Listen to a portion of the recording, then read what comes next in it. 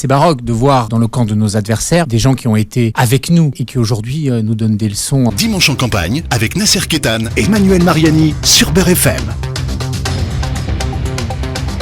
Bonjour à toutes et à tous, bienvenue dans un nouveau numéro de Dimanche en campagne, notre émission dédiée aux élections municipales avec Nasser Kétan. Bonjour Nasser. Bonjour Manu.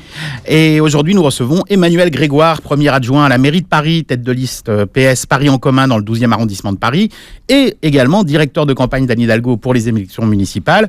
Bonjour Emmanuel Grégoire, alors ça va, les journées sont bien remplies en ce moment j'imagine ? Les journées sont très riches, très denses mais passionnantes. Bien, bah oui j'imagine puisque c'est une des élections municipales qui n'ont jamais été aussi ouvertes. Hein. Absolument. Nasser. Alors tout de suite, l'actualité c'est le coronavirus. Il est dans Paris, il est aux portes de Paris. Un malade est hospitalisé à Saint-Mandé et Creil, dans l'Oise, devient un des foyers importants de l'épidémie. Alors, première question, est-ce que vous pensez que le gouvernement, l'État prend les bonnes décisions, les bonnes dispositions? Sinon, qu'est-ce qu'il faudrait faire en plus? Et comment la mairie de Paris se place dans ce dispositif? Voilà, donc une petite polémique où Agnès Buzyn a reproché certaines choses à Anne Hidalgo, mais plutôt vous, d'abord, est-ce que les bonnes décisions sont prises? Et deux, que peut faire la mairie de Paris en plus? Alors d'abord, c'est un sujet qui ne doit souffrir d'aucune polémique. Voilà.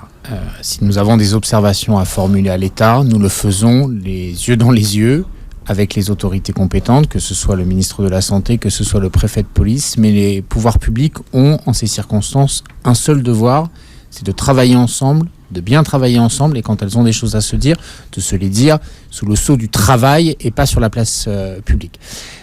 Nous sommes passés en gestion de crise, c'est une certitude, avec désormais des réunions biquotidiennes avec tous les acteurs compétents, sous la coordination du préfet de police, lui-même en lien étroit avec le gouvernement. Et évidemment, il faut se préparer à une pandémie. Voilà. On ne peut pas arrêter un virus, ça n'existe pas. Il va y avoir un affolement des gens, les gens vont... Les écoles en particulier, est-ce que les parents... Il ne faut pas... C'est précisément l'enjeu. Non, là, on est quand même dans une inquiétude. Il ne faut pas s'inquiéter. Il faut être vigilant, il faut être rigoureux, il faut être coordonné, mais il ne faut pas s'inquiéter. La première des règles, c'est de clarifier les messages. Et donc, vous observez que depuis plusieurs jours, il y a une graduation de communication autour des mesures à prendre. La principale urgence, c'est en gros de préparer notre système de santé, et il est en train de le faire, à affronter cette pandémie, mais surtout à affronter en réalité les patients qui vont être atteints de ce virus. Beaucoup d'entre eux auront des symptômes légers, certains auront des problèmes de santé beaucoup plus graves et nécessiteront donc une prise en charge lourde allant potentiellement jusqu'à la réanimation, comme c'est le cas d'ailleurs, c'est pour ça qu'il ne faut pas dramatiser, comme c'est le cas pour la grippe, tous les ans, qui tue énormément chaque année en France. Mais l'inquiétude, c'est que quand même, des gens peuvent être porteurs sains du virus, le transmettre, eux-mêmes n'étant pas malades, et c'est ça qui inquiète les gens. Absolument, c'est un peu la spécificité de ce virus, dont il faudra aussi attendre un petit peu pour mieux comprendre son fonctionnement, mais qui est le principe de ces porteurs asymptomatiques. C'est-à-dire, je suis porteur du virus, mais je n'ai pas de symptômes, je ne suis donc pas vraiment malade, je n'ai pas de symptômes de maladie, mais je suis contagieux. Et c'est effectivement ce qui est compliqué parce que d'habitude, quand on est malade, on isole le malade et donc on limite les risques de contamination. Et donc aujourd'hui, que ce soit sur l'Oise, sur les suspicions qui portent sur les plateformes aéroportuaires de Roissy principalement, eh bien la priorité c'est d'identifier les circuits de contamination de façon à endiguer, à limiter la rapidité de propagation. Mais il faut tout simplement d'abord que nos concitoyens écoutent les informations qui sont délivrées par les pouvoirs publics et en fonction de l'évolution de la gravité de la situation, les messages seront actualisés. Mais tant qu'il n'y a pas de recommandations officielles sur les ports de masque, c'est pas la peine de se poser la question, etc. Tout simplement parce que ça ne sert à rien, mais en revanche, au fur et à mesure, il y aura des consignes. Et si d'aventure, à un moment donné, que ce soit sur les ports de masque, que ce soit sur des mesures de confinement partiel, etc., les pouvoirs publics donneront les informations et il reviendra à chacun de les appliquer avec rigueur. Imaginons que ça s'aggrave, que l'épidémie prend de l'ampleur. Vous seriez pour un report des élections municipales ? Alors, je pense que c'est pas du tout d'actualité. Après, vous savez, dans la vie, il faut prendre les bonnes décisions adaptées à la situation. Et au bon moment, surtout. Et au bon moment, exactement. Donc pour l'instant, rien n'invite à annuler les rassemblements, à demander aux gens de rester chez eux, etc. Et ce serait probablement totalement disproportionné et pas beaucoup plus efficace pour limiter la contagion. Donc pour l'instant, il n'en est pas question. Ce n'est même pas une hypothèse de travail aujourd'hui sérieusement étudiée.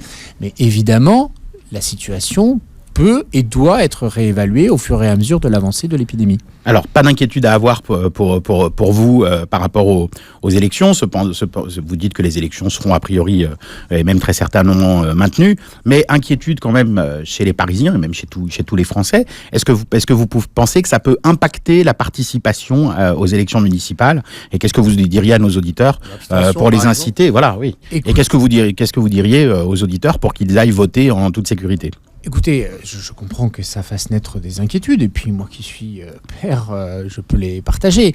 Simplement, il n'y a pas plus de risque à aller voter que d'aller acheter son pain, que d'aller faire son marché, que de prendre le métro, que d'aller au travail tous les jours.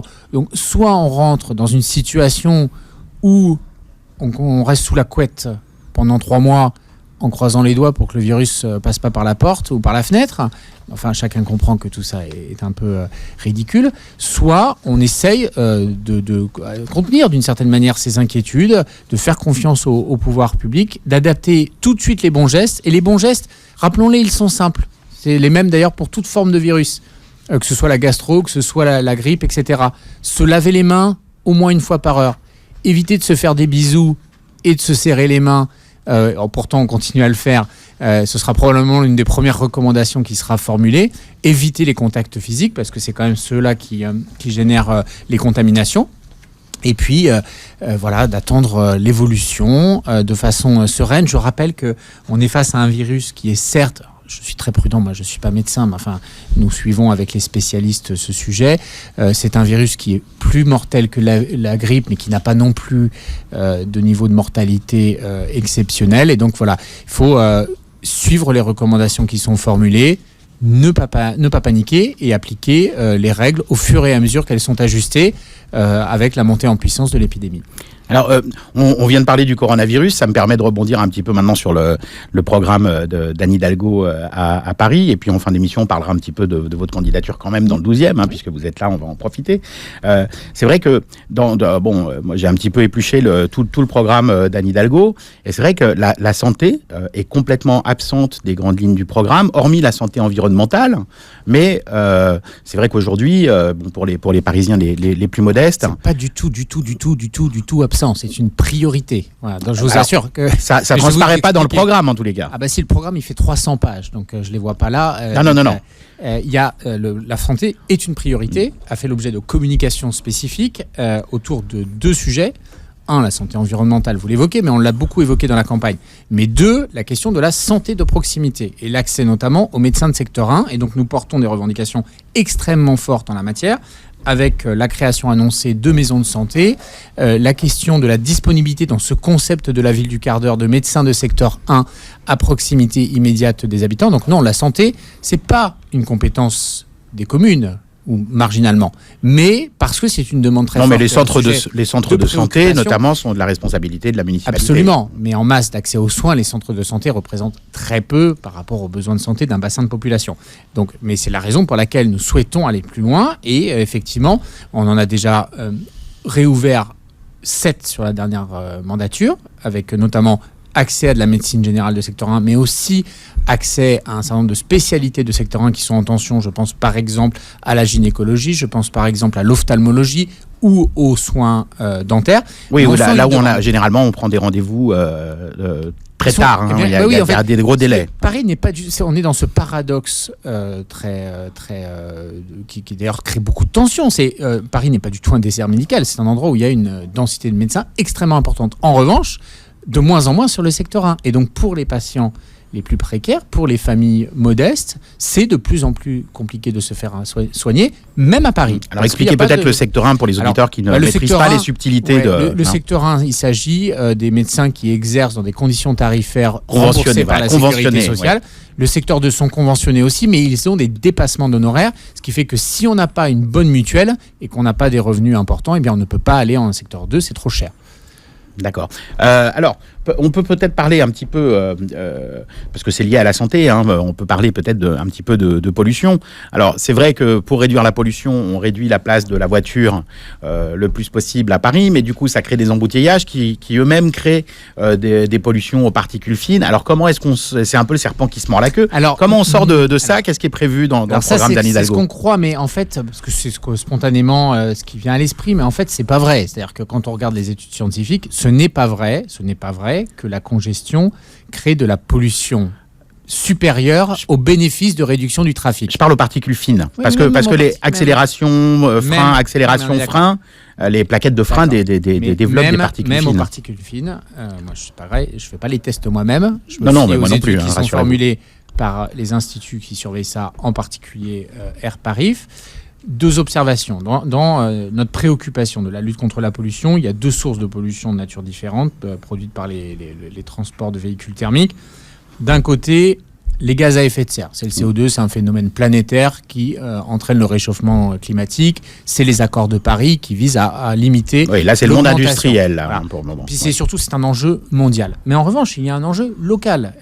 Parce que des fois on nous dit oui, mais pourquoi vous nous demandez des efforts puisque les usines allemandes, les usines chinoises continuent à polluer. C'est parce que c'est pas le même sujet. Il y a des pollutions globales et il y a des pollutions locales. Et les pollutions locales que vous évoquez sont les plus préoccupantes sur le plan de la santé, puisque ce sont ces fameuses pollutions aux particules fines, dont les études épidémiologiques, les études scientifiques montrent que ce sont celles qu'on a sous-estimées le plus, parce y compris on n'en connaissait que vaguement l'existence, et dont on découvre qu'elles seront probablement les plus dangereuses. Et la réduction de la place de la voiture, ça fonctionne sur la réduction du trafic, et ça fonctionne sur la réduction de la pollution. Tous les indicateurs montrent que sur les 10 dernières années, il y a eu une baisse très significative de la pollution, que ce soit en dioxyde d'azote ou que ce soit en particules fines. Les chiffres restent à des niveaux préoccupants, heureusement beaucoup moins élevés que dans de grandes villes polluées du monde, mais c'est pour dire que les efforts que nous imposons collectivement en réduisant la place de la voiture, cela marche. C'est pas pour embêter les gens, c'est dans l'objectif de faire baisser la pollution et que ça marche et que donc nous allons continuer parce que c'est un enjeu de santé publique. Et c'est un enjeu qui touche en gros quoi? Le cœur d'agglomération, donc Paris intramuros, et toutes les villes de l'Île-de-France, particulièrement de la métropole, de la petite couronne et de la grande couronne, qui sont traversées par des axes autoroutiers, en proximité des autoroutes, en proximité des grandes nationales qui sont des pénétrantes automobiles pour Paris.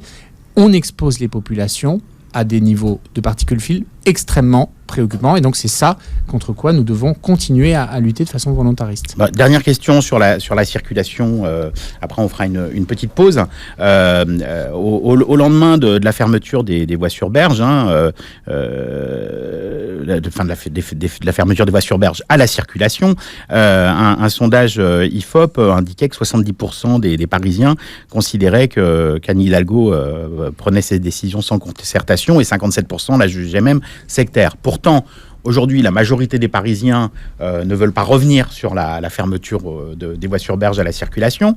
Et puis, la plupart des candidats, je crois, hormis Serge Fédérabuche et Marcel Campion, qui sont quantité négligeable dans les sondages, prônent aussi le maintien de cette fermeture des voies sur berge à la circulation.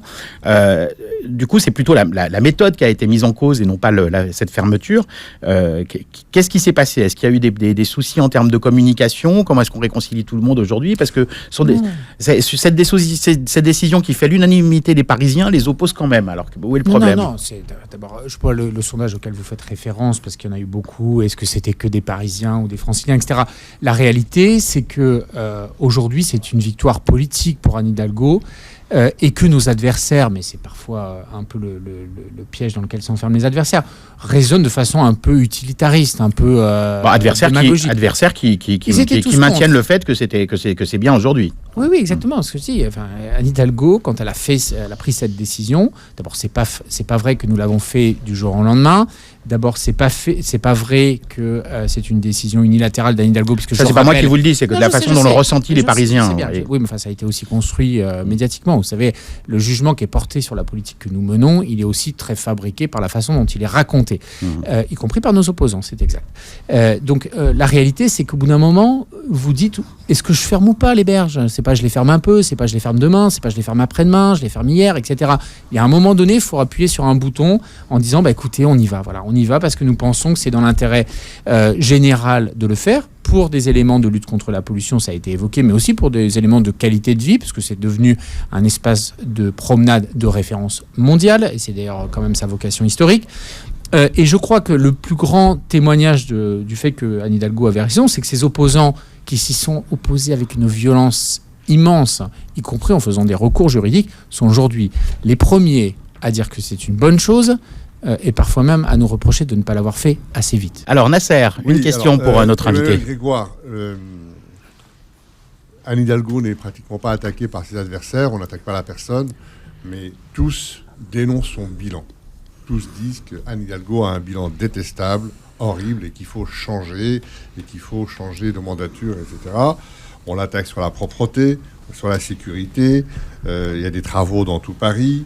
Elle décide de mettre une tour triangle dans le 15e sans concertation, un petit peu de façon un petit peu à la hussarde. Et pour revenir un petit peu aux mobilités, l'actualité a été émaillée par ces deux accidents malheureux de cette gamine de 11 ans qui a été écrasée par un camion alors qu'elle a traversé au feu vert un passage piéton, et puis à la porte de Saint-Ouen où cet automobiliste aussi est mort suite à un accident avec un routier. Le problème des mobilités, c'est un reproche qu'on lui fait, le reproche des trottinettes mal gérées, des Vélib mal gérés, des Autolib, etc. Le problème de la mobilité, des rues mal éclairées, etc. Est-ce que de ce point de vue-là, est-ce qu'il y a quelque chose que vous n'avez pas réussi ? Qu'est-ce qu'il faudrait faire pour mieux fluidifier ces mobilités ? Parce qu'aujourd'hui, on est piéton un jour, le lendemain, on est sur une moto, le lendemain, on est dans une voiture. Donc, c'est la même personne qui peut être dans des véhicules différents en fonction de ses déplacements. Est-ce que de ce point de vue-là, est-ce que vous pensez que vous avez un chantier que vous n'avez pas réussi ? Non, on ne pense pas qu'on ait un chantier qu'on n'a pas réussi. D'abord, nos adversaires critiquent le bilan. C'est logique. S'ils ne critiquaient pas le bilan, j'imagine qu'ils ne seraient pas nos adversaires. C'est de bonne guerre, comme on dit. En politique, on revient quand même aux fondamentaux à un moment donné. Y compris, c'est baroque de voir dans le camp de nos adversaires des gens qui ont été avec nous pendant les 2/3 du mandat, qui pour beaucoup d'entre eux ont été au cœur d'un certain nombre de politiques que nous avons menées et qui aujourd'hui nous donnent des leçons en la matière. Ça m'évoque deux choses. Un, que la cohérence et la fidélité sont des vertus qui sont de plus en plus absentes dans la vie politique, mais ça, peut-être, c'est mon caractère un peu neuf qui me fait avoir encore un peu d'illusion. Et deuxièmement, c'est que la tentation d'instrumentaliser de façon cynique et incroyablement démagogique des drames est évidemment très choquante. Je prends l'exemple que vous avez cité, parce qu'on a bien vu que quelques adversaires avaient essayé, pas longtemps quand même, d'instrumentaliser le décès de cette Alors sur les mobilités, petite est-ce que fille. vous pensez que les trottinettes ne sont pas finalement, on a donné notre temps à des jouets Mais on a, pour circuler dans Paris. Monsieur, est-ce que les pistes cyclables sont suffisantes dans Paris? Alors, comment ça s'organise? dans plein de sujets de nature différente. On n'a pas autorisé les trottinettes. On n'a pas demandé à la maire de Paris. La maire de Paris, elle a vu débarquer ces trucs-là sans que personne ne lui demande son avis. Il a fallu réguler. Sans qu'elle puisse, mais même, enfin, on n'avait pas d'outils pour réguler, sans qu'elle puisse les interdire, sans qu'elle puisse les réguler, puisqu'elle ne disposait pas des outils juridiques pour cela. Et nos adversaires, qui étaient en responsabilité, qui sont en responsabilité nationale et qui sont donc le pouvoir législatif actuel, ont mis 2 ans pour voter une loi. Pour légiférer, oui. Et tout en nous accusant, dans le même temps, de ne pas réguler sans disposer des outils pour le faire. Et c'est là que je dénonce un énorme cynisme. Enfin bon, peu importe. La réalité, c'est que sur les trottinettes, la situation s'est améliorée. Aujourd'hui, elle reste problématique et je suis le premier à l'éprouver moi-même quand je marche à Paris tous les jours. Mais elle est problématique pas seulement du fait des trottinettes, elle est problématique du fait de l'incivilité de ses usagers. C'est valable d'ailleurs pour les trottinettes. Et les vélos aussi, c'est valable d'ailleurs. pour les vélos Oui. aussi. Mais c'est valable pour les piétons parce que les piétons se Pour les plaignent scooters, de l'incivilité des trottinettes et ils ont raison de le faire. Et il faut les sanctionner, nous mettons des amendes et nous en mettrons plus. Mais enfin, chacun mais il n'y a pas déjà d'immatriculation, on est d'accord. Non, nous trouvons que le projet de loi dit d'orientation des mobilités, qui a permis de réguler un peu les trottinettes, n'est pas allé du tout assez loin en la matière. Et pourquoi ? Parce que nous avons le sentiment que le gouvernement a été trop perméable au lobbying des acteurs des mobilités innovantes, que par ailleurs nous soutenons, parce qu'on n'a jamais plaidé pour l'interdiction totale, etc. Mais nous trouvons que les villes ne disposent pas des outils de régulation suffisants parce que nous sommes confrontés à un contexte assez simple. Paris a toujours été une ville, comme d'autres villes européennes, dans lequel il y avait un peu de bazar dans l'espace public. Pourquoi ? Parce que ce sont des villes à la fois très dynamiques et à la fois très denses. Quand vous êtes sur un modèle de ville à la chinoise ou à l'américaine avec des rues immenses où il y a des 2 fois 5 voies au centre-ville des villes, c'est pas le même enjeu que de faire passer dans une petite rue du Marais des trottinettes, des bus, des taxis, des VTC, des voitures, des piétons, des fauteuils roulants et des poussettes. Et donc nous devons, parce que c'est aussi ce qui fait le charme de Paris, garder cet urbanisme dense, patrimonial, et en même temps favoriser les mobilités. Et donc c'est pour ça que nous avons engagé un déploiement majeur du vélo. Et là aussi, pendant un moment, on nous a hurlé dessus parce que nous faisions ces fameux travaux.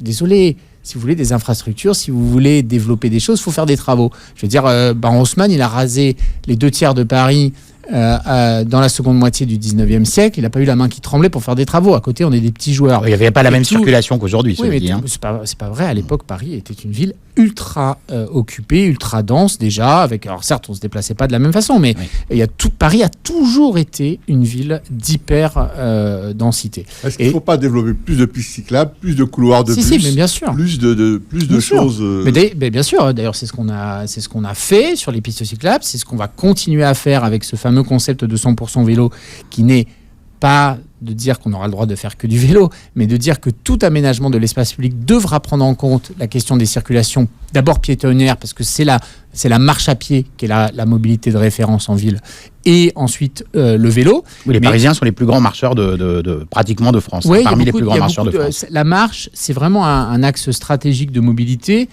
parce que d'abord c'est gratuit, ensuite c'est assez facile en termes d'accessibilité de façon transversale, et troisièmement parce que c'est bon pour la santé, et donc on a toutes les raisons collectives d'inciter à la marche. Simplement on ne peut pas tout faire à pied, et donc il faut pouvoir mettre ce que vous avez très bien évoqué, ce qu'on appelle le mix mobilité, c'est-à-dire prendre en compte le fait que la mobilité du futur, c'est d'être alternativement un piéton, un cycliste, en voiture quand on a besoin. Et on est pleinement conscient que des gens ne peuvent pas se passer de la voiture. Les artisans, les commerçants, les personnes à mobilité réduite et plus généralement les personnes âgées. Et donc nous voulons inciter tous ceux qui peuvent s'en passer à renoncer à la voiture individuelle pour permettre à ceux qui ne peuvent pas s'en passer de circuler plus librement. Alors, parlons encore 2 secondes des trottinettes, parce que je rebondis sur ce que vous disiez tout à l'heure par rapport au cynisme de vos adversaires, etc. Malgré tout, ces trottinettes, elles sont arrivées à point nommé un petit peu pour beaucoup de Parisiens qui n'ont pas de moto ni de voiture, parce que c'était au moment du changement d'opérateur pour Vélib. Hein. Vous êtes passé de Deco à Smooth & Go. Ça, c'est un accouchement dans la douleur, on peut le dire. Alors, 2 ans après le changement d'opérateur, est-ce que la mairie de Paris a effectué des enquêtes de satisfaction auprès des Parisiens ? Est-ce que le nouvel opérateur remplit désormais toutes ses obligations ? Et qu'en est-il des pénalités, d'ailleurs, que devait régler Smooth & Go à la mairie de Paris ? Alors, est-ce que l'opérateur remplit toutes ses obligations ? Pas encore, puisqu'il n'a pas encore la flotte de vélos prévue, mais d'abord, positivons. C'est le plus gros réseau mondial de vélos en partage, plus gros réseau mondial, et dans des proportions immenses. C'est-à-dire en flotte, c'est 3 fois plus gros que le 2e réseau mondial, et en termes de fréquentation, d'usage, comme quoi ça marche quand même un peu, c'est 4 à 5 fois le réseau. Sans compter que c'est en termes de prix le réseau le moins cher de façon vraiment extrêmement spectaculaire.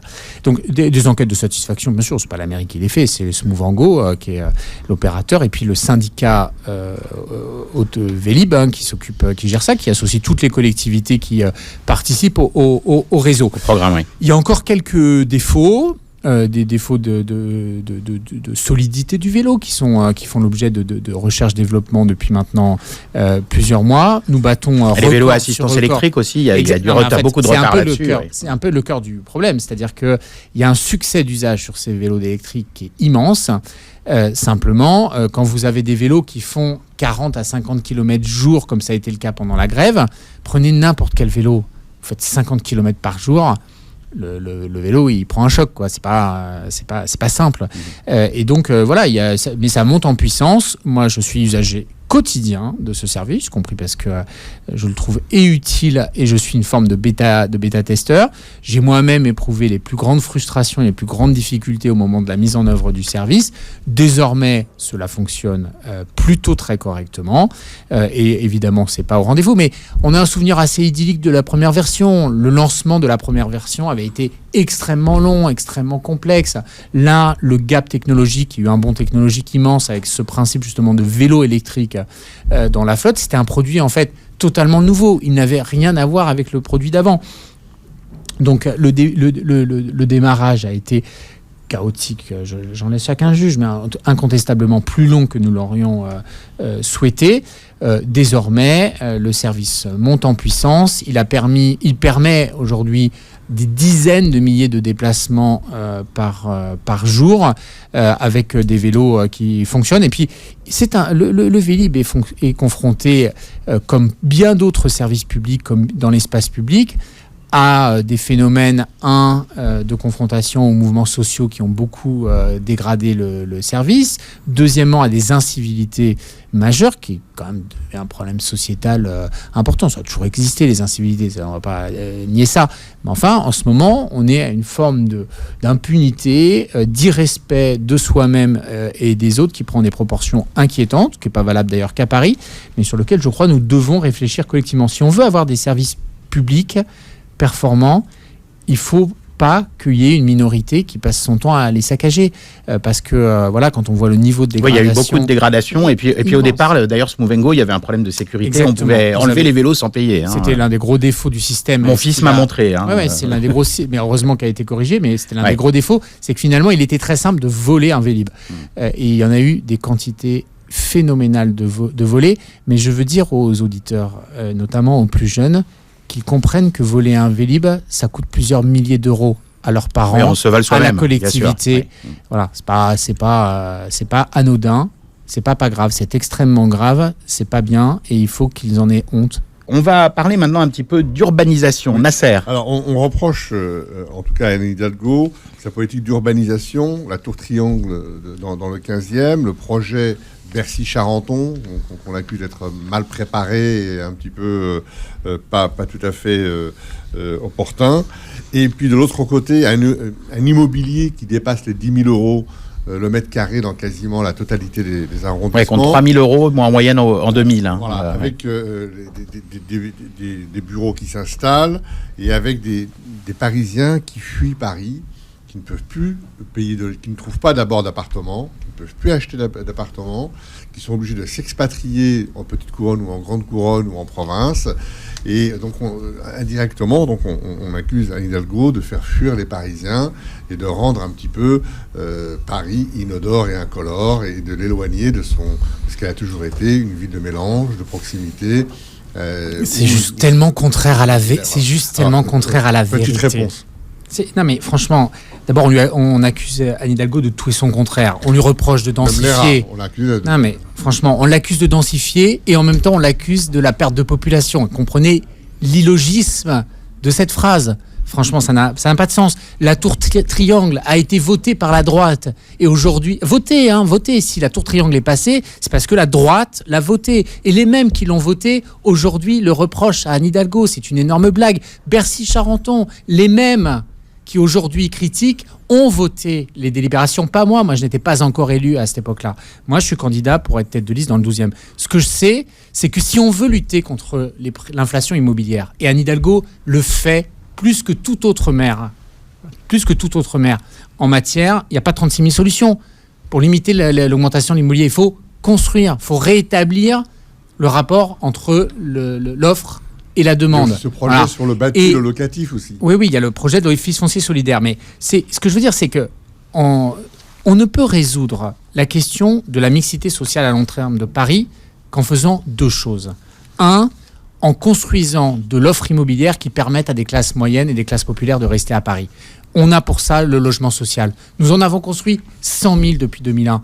Aujourd'hui, il y a un Parisien sur 4 qui habite dans un logement social et quasiment un Parisien sur 4 qui donc ne pourrait pas habiter à Paris s'il n'avait pas bénéficié des politiques que nous avons mis en œuvre avec Bertrand Delanoë d'abord et avec Anne Hidalgo ensuite. Il y a la logique d'encadrement des loyers. C'est nous qui l'avons porté. Nous l'avons porté nationalement. Nous avons ronchonné, insisté pour pouvoir le remettre à Paris. Nous l'avons mis. C'est pas parfait, mais ça permet quand même, les études le montrent, de limiter l'inflation du prix des logements.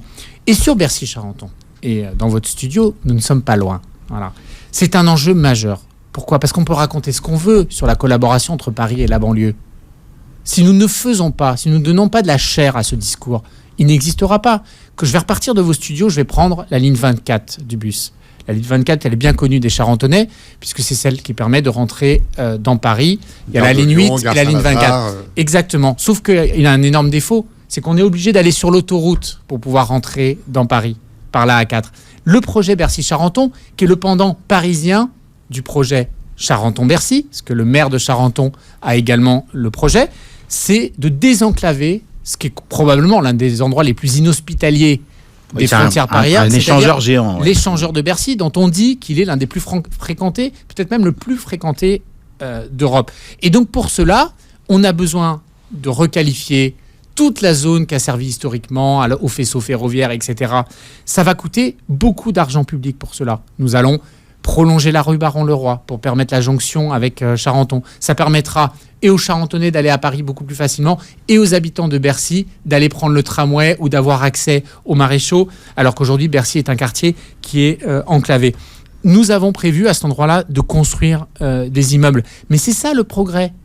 On ne peut pas à la fois dire on veut garder la mixité sociale à Paris et arrêter de construire. Parce qu'il y a un mouvement qui a une forme d'inéluctabilité. C'est que comme Paris est une ville incroyablement attractive, j'aime bien ce discours un peu défaitiste qui consiste à dire ah oui, Paris, plus personne ne veut y habiter. Enfin, excusez-moi, si les prix de l'immobilier ils flambent de façon aussi spectaculaire, c'est bien parce qu'il y a beaucoup trop de gens qui veulent venir y habiter et que ça peut être au détriment effectivement des classes moyennes et des classes populaires. Il y a plus de demandes que d'offres. Je veux vous le dire, nous on n'a pas les recettes miracles pour ça, mais simplement ce que nous proposons permet de garantir une mixité sociale à long terme. Justement, ce que proposent nos adversaires, vous proposez 25% de logements sociaux d'ici 2025, répartis dans tout Paris pour les classes populaires et les classes moyennes, un maintien de l'encadrement des loyers, 6 000 appartements aussi à moitié prix en accession à la propriété.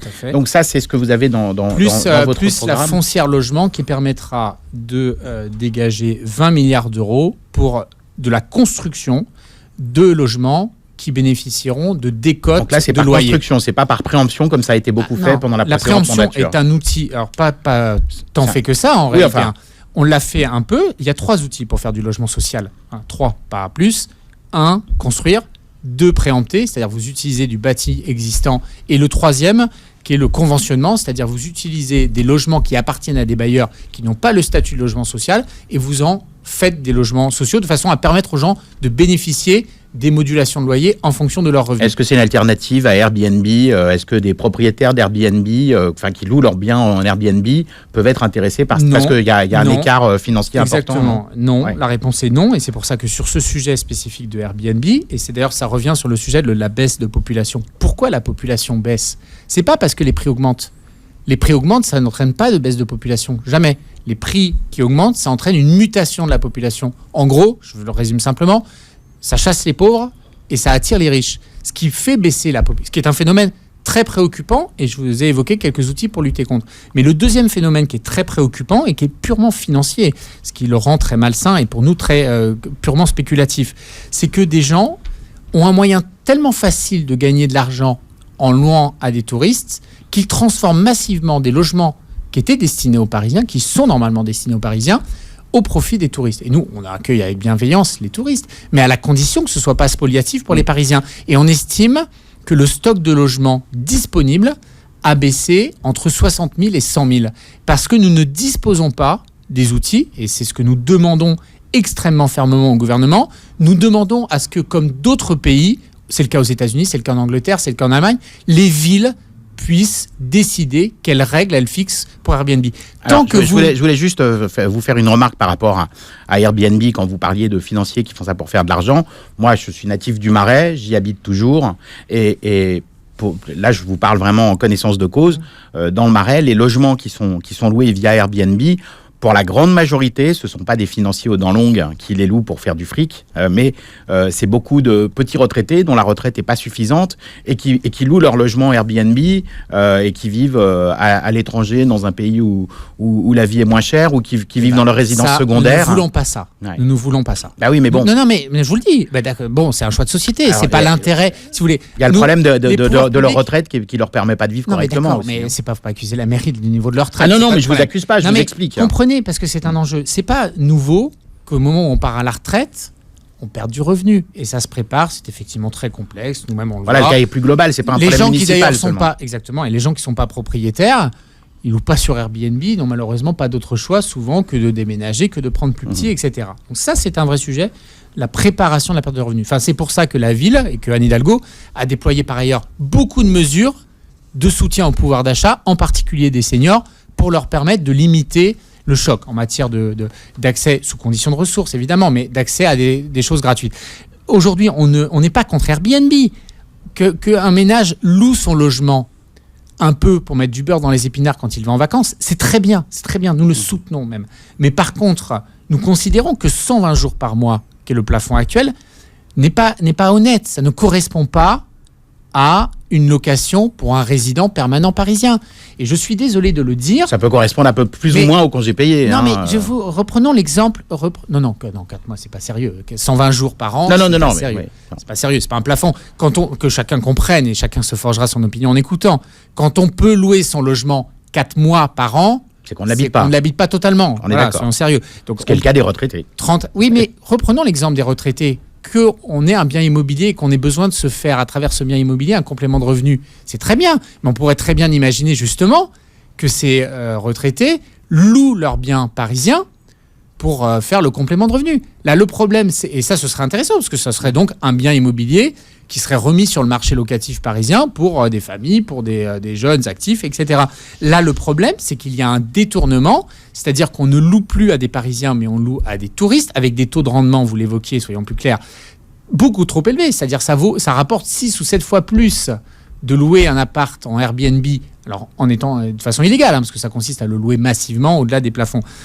Et tant qu'on a ça, eh bien, nous assisterons à vraiment une mutation extrêmement grave des cœurs de ville. C'est le cas de Paris, mais beaucoup d'autres villes sont touchées. Marseille, Lyon, Bordeaux, toutes les villes. Je ne parle même pas des exemples caricaturaux de type Venise, où il n'y a plus de Vénitiens. Voilà. Et si nous ne luttons pas contre ça, dans 30 ans, Paris n'aura plus de Parisiens. Et ce n'est pas le Paris que nous voulons. Emmanuel Grégoire, tout à l'heure, on a parlé de Bercy-Charenton. Ça me donne l'occasion de faire une petite question. Vous avez parlé du baron Haussmann qui a rasé Paris pour le faire. Et puis on a parlé de toutes les problématiques, la pollution, les mobilités, le logement. Que pensez-vous de cette proposition, entre autres, de Cédric Villani, qui est de dire faut agrandir Paris, il est temps aujourd'hui de mettre les communes de la petite couronne, tout en leur laissant bien sûr leur souveraineté, etc. Mais il est temps aujourd'hui d'agrandir Paris. C'est peut-être la réponse à tous ces problèmes de pollution, de logement, de mobilité qu'on vient d'aborder, peut-être pour désenclaver, décloisonner un peu tout ça et faire respirer Paris un peu plus. Alors on lui a posé la question la semaine dernière, si c'était de transformer les villes de la Petite Couronne en arrondissements supplémentaires. Il a confirmé effectivement que c'était bien le projet à long terme. Qu'est-ce que vous en pensez ? Je pense qu'il a tort. Il a raison sur le fait, mais c'est ce que nous portons depuis 20 ans avec Bertrand Delanoë, il a raison sur le fait qu'un certain nombre de problématiques ne peuvent pas être résolues à l'intérieur du périphérique et qu'il y a besoin de beaucoup plus de coordination. Sauf que Cédric Villani, j'ai par ailleurs écrit un livre il y a quelques mois dans lequel, avant même de savoir qu'il porterait ça, où je dis que c'est précisément pas la bonne solution. Il reprend un raisonnement historique qui est l'augmentation concentrique de Paris au gré de son expansion urbaine, avec des phénomènes d'absorption. À l'époque, c'était dès que la ville touchait les villages et tout, on les absorbait. D'ailleurs, nous sommes à Charenton ici. Charenton a été amputé des 2/3 de son territoire lors de la loi de la dernière expansion de 1860. Et les 2/3 de Charenton sont devenus une grande partie du 12e arrondissement au moment où on absorbait également. Oui, rappelons que Paris, c'est l'île Saint-Louis et l'île de la Cité à la base. Exactement. Donc Paris s'est développé. Et donc cette expansion géographique, pourquoi elle a été liée à une expansion institutionnelle ? C'est parce que pour résoudre les problèmes de la ville, il fallait étendre la gouvernance au périmètre de la ville. Sauf que il méconnaît un phénomène, Cédric Villani, et je suis convaincu qu'en en discutant avec lui, nous arriverons à trouver un chemin de réflexion commun. C'est que en absorbant, vous ne résolvez rien, en absorbant les communes telles qu'ils le proposent. Ils proposent d'absorber, prenons l'exemple pas loin de nous, Saint-Mandé, Vincennes, Charenton. D'abord, aucun maire de ces communes n'a dit « Ah oui, quelle bonne idée !» Pourquoi ? Parce que c'est ce que vous évoquez. Chacun veut garder sa souveraineté. Je suis sûr que les Charentonnais, les habitants de Saint-Mandé, de Vincennes, sont très attachés à leur commune. Est-ce qu'on pourrait dire Paris-Charenton, Paris-Saint-Mandé, non, mais ça n'a pas de sens. Mais peut-être, mais le vrai... On va conclure sur le sujet parce qu'il nous reste 1 minute 30. Si on veut parler 2 secondes du 12e... Le vrai Paris, c'est le Grand Paris. C'est la métropole. C'est-à-dire que la gouvernance moderne de la zone urbaine, elle doit aller beaucoup plus loin que la première couronne autour de Paris. Et donc, il se trompe, à mon avis, en recommandant une absorption par Paris de la petite couronne. En revanche, il a raison, et nous le portons aussi, le fait qu'il faut moderniser la gouvernance des grands sujets métropolitains, le logement et les fameux parcours résidentiels, les mobilités et la solidarité, parce que l'Île-de-France est l'une des régions les plus riches du monde, peut-être même la plus riche du monde prise dans son ensemble, celui du Benelux. Mais en revanche, avec un défaut majeur que vous connaissez bien, que nous connaissons bien, c'est qu'il s'y cache les plus grandes inégalités. Et que si nous voulons avoir une belle région prospère pour l'avenir, et c'est très lié aussi à l'avenir de notre pays, nous devons réduire ces inégalités. Bien, on est pris par le temps, Emmanuel Grégoire. Alors quand même, en 1 minute, les grandes lignes de votre programme dans le 12e, car vous êtes également tête de liste dans le 12e arrondissement. Les grands projets pour le 12e en 1 minute. Ça suffit 1 minute parce que je connais bien mon 12e et je l'aime. Oui, puis les gens peuvent aller sur votre site après. Exactement, et le projet est complet. Le 12e, c'est un arrondissement typique de la qualité de vie à la parisienne, cette ville du quart d'heure que nous voulons construire, dans lequel il y a à proximité immédiate des commerces, des équipements culturels, son école, voilà, tout ce qui fait la vie agréable d'un quartier dans une grande ville. On peut avoir à la fois... Les quartiers très populaires au bon sens du terme, le 12e. Avoir à la fois la chance d'être dans une ville-monde et à la fois d'avoir dans son petit quartier, dans les 4 rues autour, tout ce qu'il faut pour vivre de façon heureuse. Et donc, c'est ces axes que je veux renforcer. La végétalisation, les espaces verts, le dynamisme de l'animation locale, réguler l'espace public aussi, parce que je vous ai dit mon agacement et ma préoccupation par la montée des incivilités qui sont au cœur des sujets de propreté, de sécurité. Et comme maire d'arrondissement, ce sera une priorité de remettre de l'ordre dans Paris en général, mais aussi dans nos quartiers. Et donc voilà, c'est le projet que je veux co-construire avec les habitants, avec un projet phare qui est Bercy-Charenton. À Bercy-Charenton, peut-être il y aura des immeubles de grande hauteur parce que je trouverais dommage d'empêcher d'y réfléchir dès à présent. Mais s'il n'y a pas de consensus pour qu'il y ait des immeubles de grande hauteur, il n'y aura pas d'immeubles de grande hauteur.